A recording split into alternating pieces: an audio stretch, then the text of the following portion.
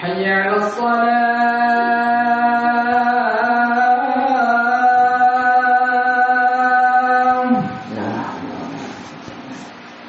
حي على الصلاة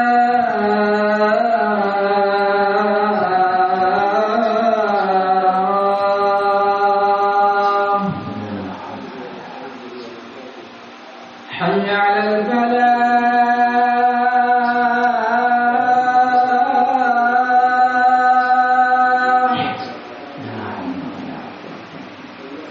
حي على الفلاح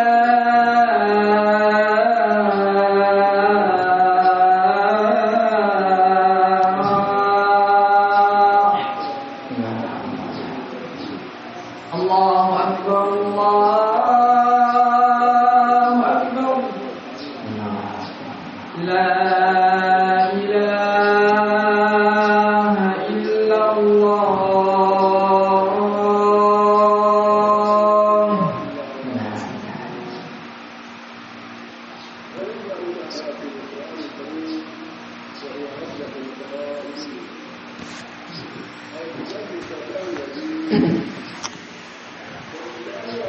إن الحمد لله نحمده ونستعينه ونستغفره ونعوذ بالله من شرور أنفسنا ومن سيئات أعمالنا من يهده الله فلا مضل له ومن يضلل فلا هادي له وأشهد أن لا إله إلا الله وحده لا شريك له وأشهد أن محمدا عبده ورسوله قال تعالى يا أيها الذين آمنوا اتقوا الله حق تقاته ولا تموتن إلا وأنتم مسلمون وقال تعالى يا أيها الذين آمنوا اتقوا الله وقولوا قولا سديدا يصلح لكم أعمالكم ويغفر لكم ذنوبكم ومن يطع الله ورسوله فقد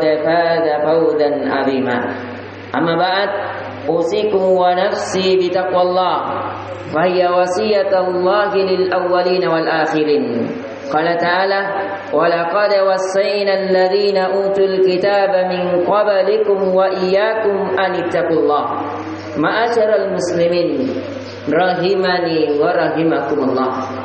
Hari demi hari terus berlalu, pekan demi pekan menghabisi umur seorang hamba, bulan demi bulan senantiasa bergilir, begitu pula tahun demi tahun. Tidak terasa kita baru saja melalui dari hari raya, yang dimana kita ketahui di hari raya, di hari Zulhijjah, di sana ada figur yang menjadi pelajaran dalam kehidupan.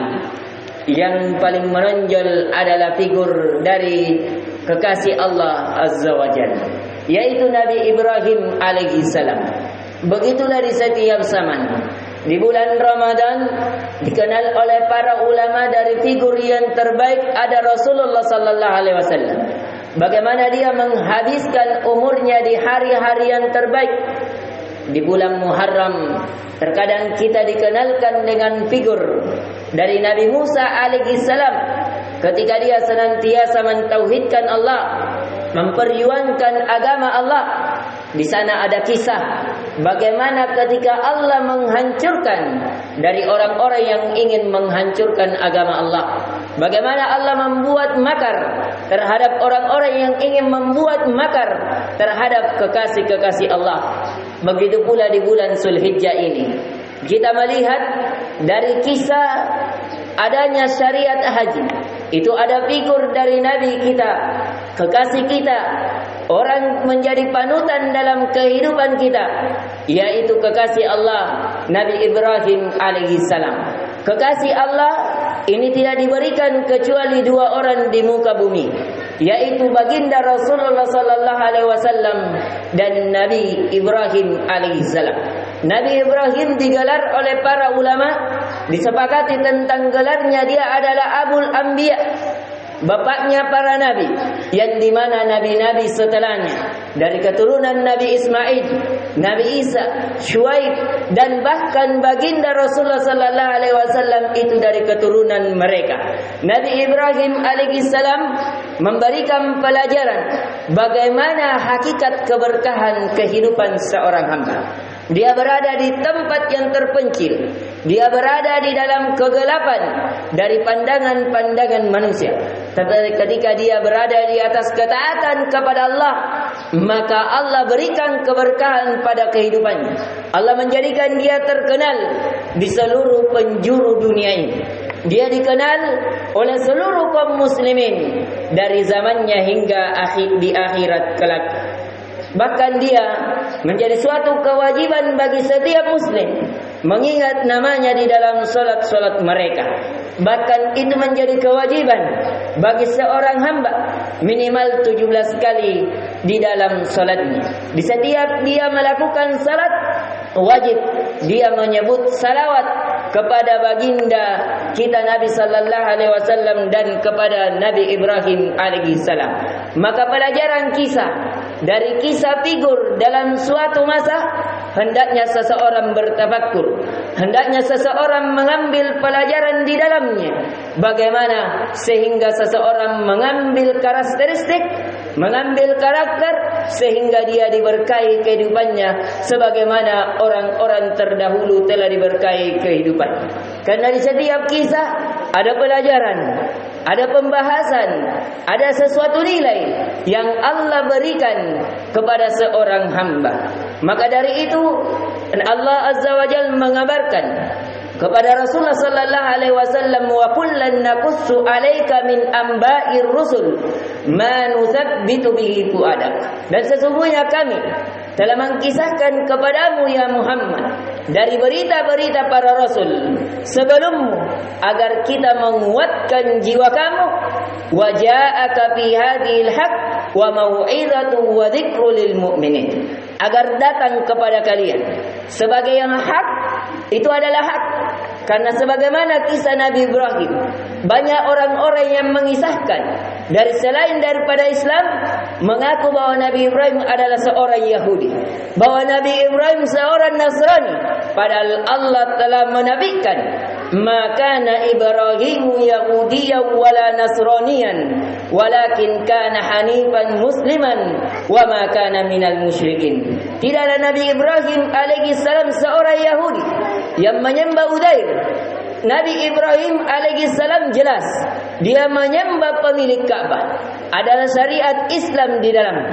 Dia merendahkan segala hal yang berada di sisinya. Dia menyerahkan jiwanya, menyerahkan hartanya, menyerahkan kehidupannya hanya untuk Allah. Dan terlebih khusus kita melihat penyerahan ibadahnya secara penuh ketika dia memberikan sesuatu yang dicintainya, yaitu melakukan ketaatan kepada Allah walaupun dengan mengorbankan anaknya Ismail.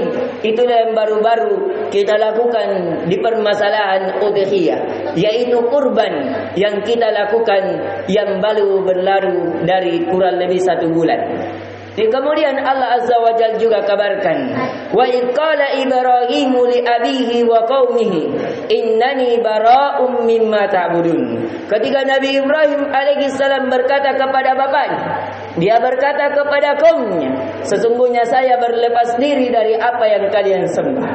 Jadi pelajaran yang paling mesti kita ambil pelajaran dari kisah Nabi Ibrahim alaihi salam, bahwa Nabi Ibrahim alaihi salam adalah seorang muslim.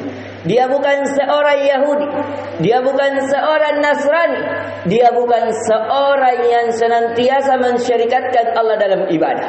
Yang kedua, bahwa dia adalah seorang muslim, seorang yang lurus, seorang yang menyembah kepada Allah, seorang yang berkorban dengan seluruh yang dia miliki, dengan jiwanya, dengan hartanya, bahkan dia membelanjakan segala yang dikasihinya untuk Allah Subhanahu wa ta'ala. Dan banyak kisah yang kita bisa mengambil pelajaran dari kisah Nabi Ibrahim alaihi salam. Bagaimana ketika dia mengorbankan, berani untuk dibakar karena mengatakan bahwa Tuhannya adalah Allah. Bagaimana dia ketika ingin disiksa oleh bapaknya disebabkan dia tidak menginginkan menjual patung-patung yang dibuat oleh bapaknya sendiri. Bagaimana dia ketika diusir dari kampungnya disebabkan dia mengatakan Allah adalah Tuhannya, disebabkan dia tidak ingin menyembah dari Tuhan sembahan yang disembah oleh Raja Namrud di zamannya. Barakallahu li wa lakum fil Qur'anil azim wa nafa'ani wa iyyakum bima fihi minal ayati wa dzikril hakim. Aqulu qawli hadza wastaghfirullahal azim li wa lakum wa lisairil muslimin min kulli dhanb fastaghfiru innahu huwal ghafurur rahim.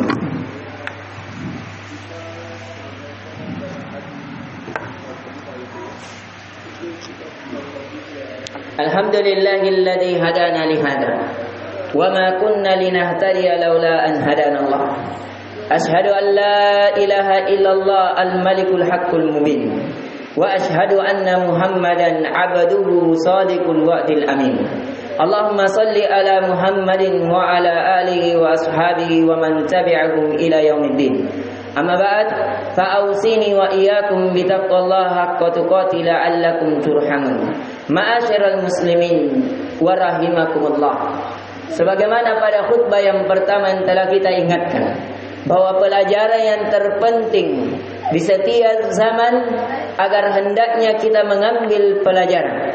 Kita melihat figur yang Allah harumkan namanya, yang Allah berikan keberkahan pada kehidupannya, agar kita mengambil pelajaran pada kehidupan kita.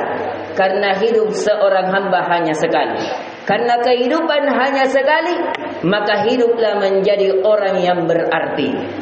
Hiduplah menjadi orang-orang yang memberikan manfaat.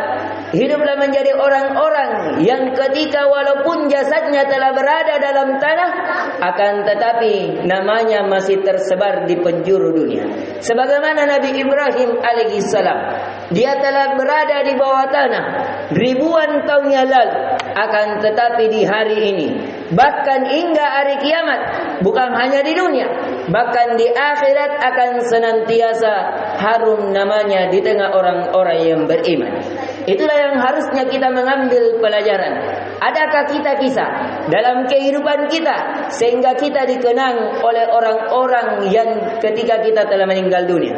Adakah kita telah mengorbankan sesuatu yang kita korbankan sehingga itu membekas, sehingga itu menjadi tinta emas dalam sejarah kehidupan kita? Apakah kita sudah mengatakan ketika kita mengatakan kul inna salati wa nusuki wa mayahya wa mamati lillahi rabbil alamin? Sudahkah kita mengatakan sesungguhnya salatku, sesungguhnya ibadahku, sesungguhnya sembelihanku itu tidak kecuali hanya untuk Allah pemilik langit dan bumi? Sudahkah kita melakukan hal yang seperti itu sebagaimana Nabi Ibrahim alaihissalam mengorbankan jiwanya rela dibakar hanya untuk agar lebih dipastikan bahwa dia beribadah hanya kepada Allah, bukan kepada patung-patung sembahan Raja Namrud? Sudahkah kita mengorbankan harta dan jiwa kita sebagaimana Nabi Ibrahim alaihissalam telah mengorbankan harta dan jiwanya, keluarga dan anaknya? Dia tinggalkan keluarganya di tempat yang tidak ada kehidupan di kota Mekah karena disebabkan melakukan perintah Allah. Dia telah mengorbankan sesuatu yang dicintainya. Anak yang telah lama diharapkannya ada, ketika ada Allah perintahkan untuk disembelih dan dia sembelih walaupun dia cintai, akan tetapi untuk mendapatkan kecintaan yang lebih dahsyat, yaitu kecintaan pemilik yang memberikan apa yang dia cintai, yaitu Allah Subhanahu wa taala. Innallaha amarakum bi amrin bada fihi bi nafsi wa tanna bi malaikatil musabbihi bi qudsi faqala jalla min qailih innallaha wa malaikatahu yusalluna 'alan nabi ya ayyuhalladzina amanu sallu 'alaihi wa sallimu taslima.